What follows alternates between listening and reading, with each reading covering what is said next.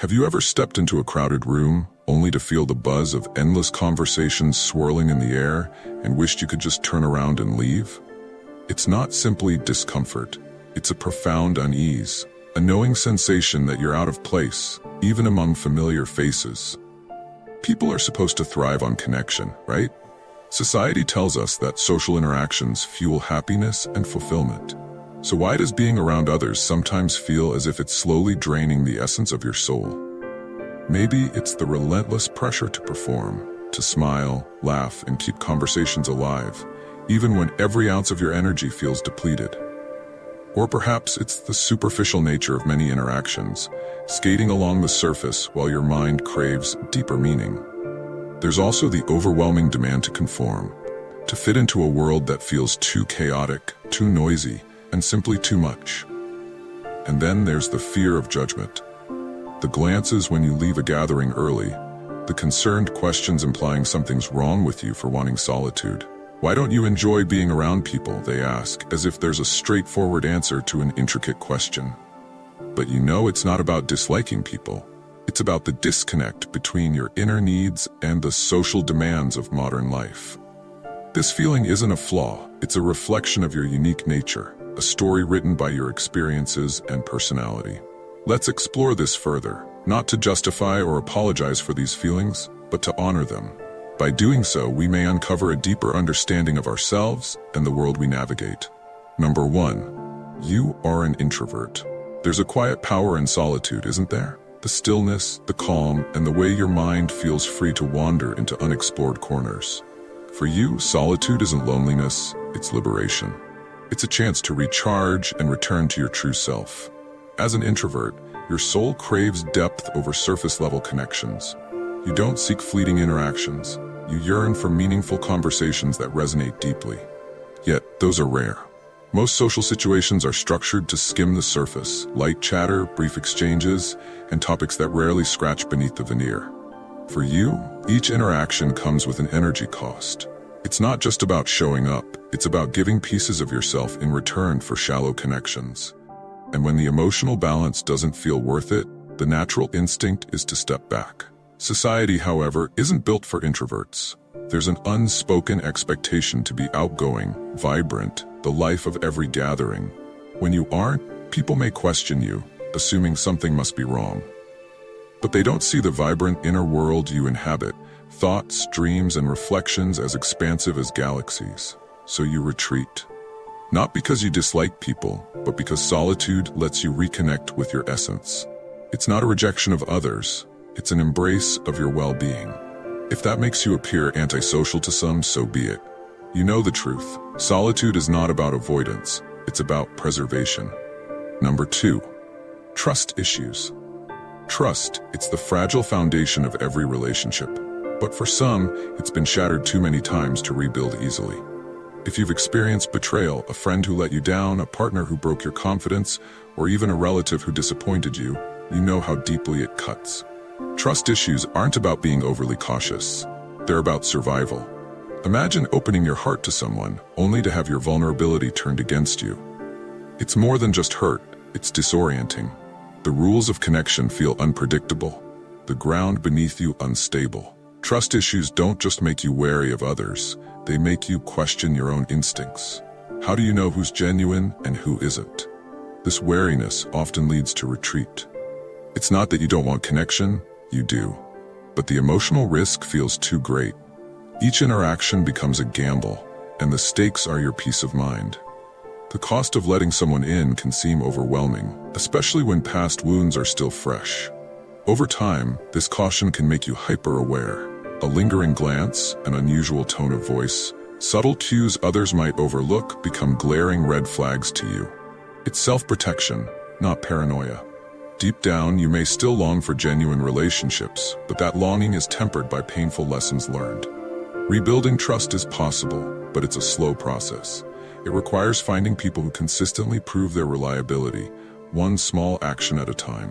Until then, it's okay to keep your guard up. Trust isn't freely given, it's earned. And you have every right to ensure it's earned well. Number 3. Spending time with the wrong people. Not all company is good company.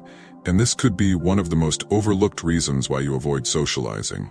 It's not that you dislike people altogether. It's that you've spent too much time with the wrong ones. The ones who drain your energy, frustrate you, or leave you questioning your choices. Picture this. You're stuck in a conversation with someone who monopolizes the airwaves, talking endlessly about themselves without pausing to ask how you're doing. Or perhaps you've dealt with the passive-aggressive types who deliver veiled insults masked as compliments. Then there are the energy vampires, the ones who thrive on drama, complaints, or negativity. Interacting with them doesn't feel like socializing. It feels like emotional labor. Even beyond toxic individuals, you might find yourself around people who just don't understand you. Maybe it's a friend who insists on loud, chaotic outings when all you want is a quiet cup of coffee. Or the coworker who pushes you to join after-work parties when you'd rather unwind at home. It's not that their intentions are bad, they simply don't align with your preferences. Over time, these mismatches take a toll. You start associating socializing with discomfort, awkwardness, or outright frustration. The prospect of spending time with people begins to feel like a chore rather than a source of joy. So, you withdraw, not as a rejection of others, but as an act of self-preservation. It's not about avoiding people entirely, it's about choosing your well-being over unnecessary pain. Because at the end of the day, quality of connection matters far more than quantity. Number 4. Low self-esteem. Sometimes the reluctance to be around others isn't about them. It's about you. It's the persistent inner voice whispering that you're not interesting enough, not funny enough, not good enough. While outwardly you may appear confident or composed, beneath the surface, a storm of self-doubt brews, making every social interaction feel like a tightrope walk without a safety net. You replay past conversations in an endless loop, dissecting every word, every pause, and every laugh.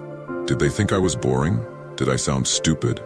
Was that joke awkward? The hyper-analysis is exhausting, but it feeds the narrative that you're somehow falling short, even when there's no real evidence of it. This self-doubt can also lead to self-fulfilling cycles. The more you shy away from social interactions, the more disconnected you feel. The more disconnected you feel, the harder it becomes to step back into the flow of connection. Over time, this creates a growing gap between you and the social world. Yet, here's the truth. The harshest judgments often come not from others, but from within. Most people don't notice the minor mistakes you replay in your mind. They're too focused on their own lives to scrutinize yours. Breaking free from this mindset isn't easy, but it starts with recognizing that your inner critic doesn't tell the whole truth. Embracing small wins, like engaging in a meaningful conversation or sharing a laugh, can chip away at that self-doubt. Gradually, these moments remind you that you are enough, just as you are, and that genuine connections aren't about being perfect, they're about being authentic. Number 5. Social anxiety. Social anxiety is more than shyness. It's a constant battle of the mind, where every interaction feels like an examination with impossibly high stakes. Even the thought of walking into a room full of people can make your heart race and your palms sweat. It's not about disinterest, it's about fear. The fear of saying the wrong thing, making a mistake, or simply being judged. Imagine being invited to a casual gathering with friendly faces, yet your mind starts racing before you even leave the house. What if I stumble over my words? What if no one talks to me? What if I come across as awkward? By the time you arrive, you're already exhausted from rehearsing scenarios that may never happen. During the event, every silence feels deafening, every smile forced. You're hyper-aware of your every move, the way you stand, the tone of your voice, even the smallest gestures. And when it's over, there's no relief, just a relentless post-mortem, dissecting every perceived flaw from the evening. This anxiety often stems from past experiences. Maybe a moment of embarrassment or rejection left a deep imprint, making you wary of stepping into similar situations again. Over time, the avoidance of these interactions becomes a cycle. The less you engage, the more intimidating socializing feels, leaving you stuck between longing for connection and fearing it. Breaking this cycle isn't easy, but it is possible. It starts with small steps, pushing through discomfort in manageable ways, seeking support, and practicing self-compassion. Social anxiety doesn't have to define you. Beneath the fear lies a desire for genuine connection, a desire that can be nurtured with time and patience. Number 6. The complex truth behind solitude. At the heart of all these reasons lies one undeniable truth. Your preference for solitude isn't a simple dislike for people. It's a nuanced response to your experiences, emotions, and needs. Solitude isn't necessarily a rejection of others. Often it's an embrace of your inner world. In solitude, you find peace and clarity. It's where your creativity blooms, where you reflect on your thoughts and emotions without external distractions. For you, solitude is not loneliness. It's a sanctuary, a space to recharge and reconnect with your authentic self. This preference doesn't make you antisocial or flawed. It makes you unique. Your tendency to avoid certain interactions reflects a deep understanding of your boundaries and values. You're not withdrawing from the world. You're prioritizing meaningful connections over surface-level interactions. It's important to remember that finding balance is key.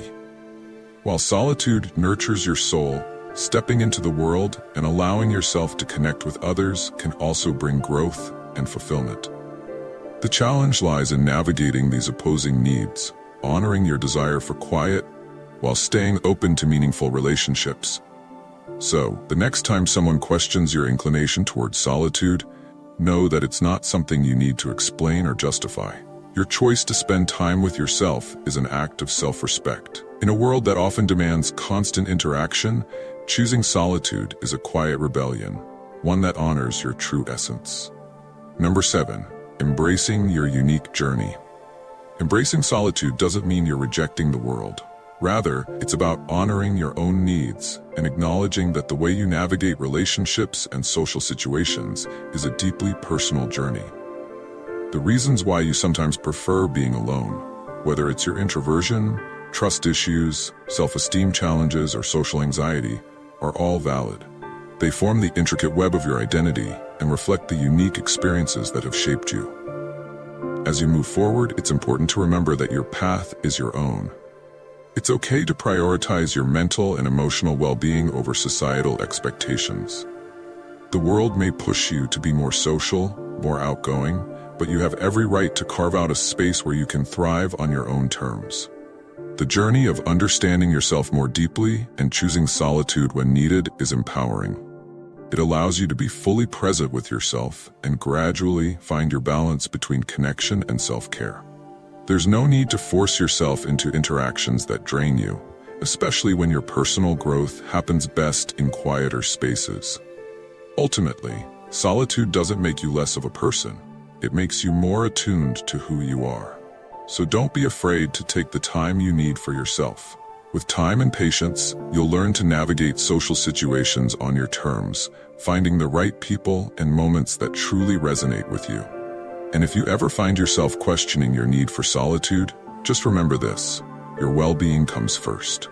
The world will continue to move at its fast pace, but you can take your time, choosing when and how to engage. Your peace of mind is worth more than anyone else's opinion.